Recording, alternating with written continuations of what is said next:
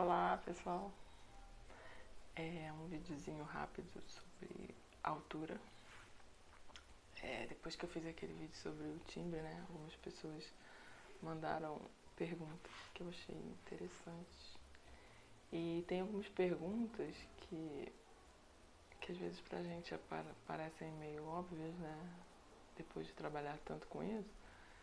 Mas tem uma aqui que eu achei, e tem uma aqui que eu achei interessante, né, de responder, porque eu acho que ainda causa confusão, né? A gente falar de algumas definições sobre a altura, por exemplo, altura definida, indefinida e altura relativa, né? Achei engraçado que há muito tempo que eu não pensava sobre isso, né? Então, vamos lá, vamos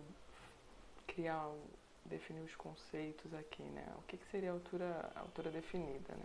Altura definida é o que a gente mais trabalha dentro da música, né? Que são as notas musicais, que são sons que possuem vibrações constantes, que são medidas em segundos, né?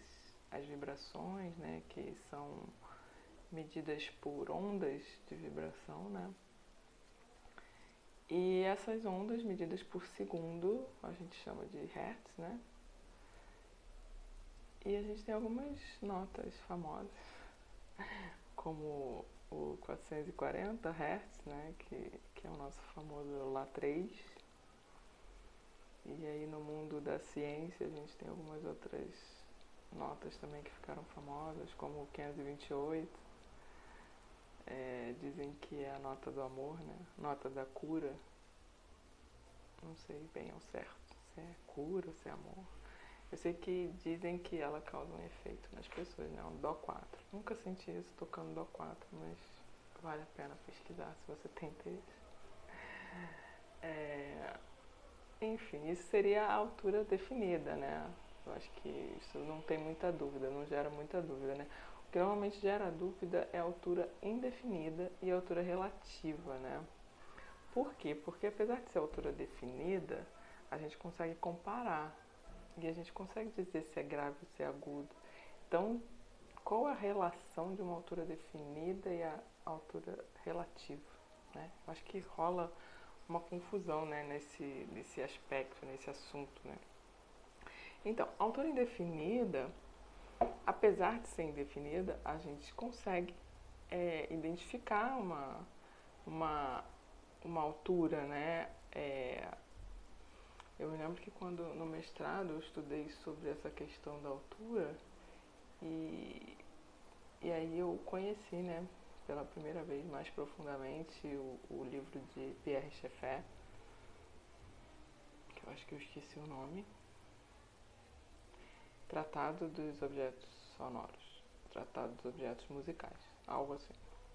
E Pierre Schaeffer ele define os objetos de altura indefinida, né, que ele chama que são objetos que não emitem uma frequência única, eles emitem uma massa sonora. E o que seria essa massa sonora? Eles emitem variadas, ilimitadas, incontáveis alturas dentro de uma faixa de vibração. Então, por exemplo, enquanto a gente tem o 440, que são 440 vibrações por segundo, a gente tem um objeto sonoro de altura indefinida produzindo vibrações numa faixa de altura. Por exemplo, se ele fosse ali por uma altura ali próxima ao 440, ele emitiria frequências, por exemplo, de 440 a 500. Dentro daquela faixa de vibração, ele produz inúmeras vibrações. Então você consegue identificar, por exemplo, aquele instrumento ele é agudo, mas você não consegue identificar uma nota, porque ele produz uma vibração em faixa, né? Uma massa sonora de vibrações ali dentro, né? Então, o que isso tem a ver com altura relativa? A altura relativa é uma comparação de alturas, né? Então, por exemplo, você pode comparar a altura relativa, falar de altura relativa, em relação à altura definida ou altura indefinida, né?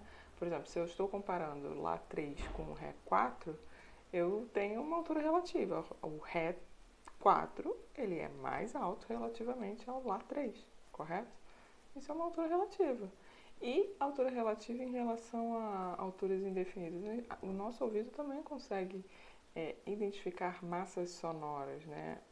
Por exemplo, se a gente tem um agogô, né? Um agogô que tem duas campanas, uma grave e uma aguda. A grave, por exemplo, está lá na faixa dos 400 Hz e ele tem vibrações entre uma faixa sonora de vibração entre 400 Hz e 450 Hz.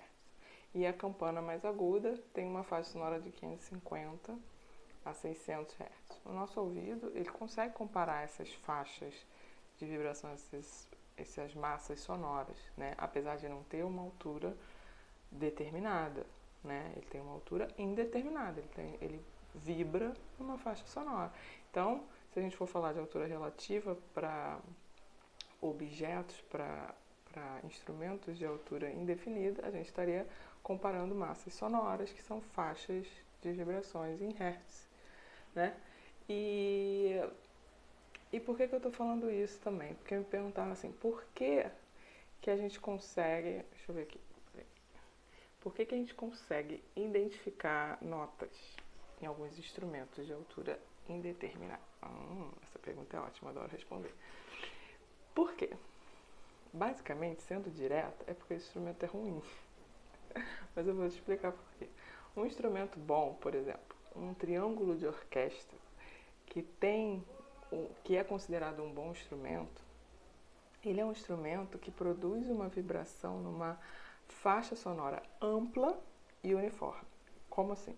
Então, por exemplo, vamos dizer que o triângulo é bem agudinho, ele está lá na faixa dos 600 Hz, por exemplo. E aí ele vibra entre 600 e 700 Hz. E dentro dessa faixa sonora de vibração dele, ele é muito uniforme, ele produz várias alturas sonoras nessa faixa, né? E você não consegue distinguir uma nota nele, tá? Isso é essencial para um instrumento de altura indefinida, por quê? Porque quando você consegue identificar uma nota nele específica, você fala assim, nossa, eu tenho um triângulo que ele está em Ré bemol. Se você vai tocar uma música em Dó, ele vai soar desafinado.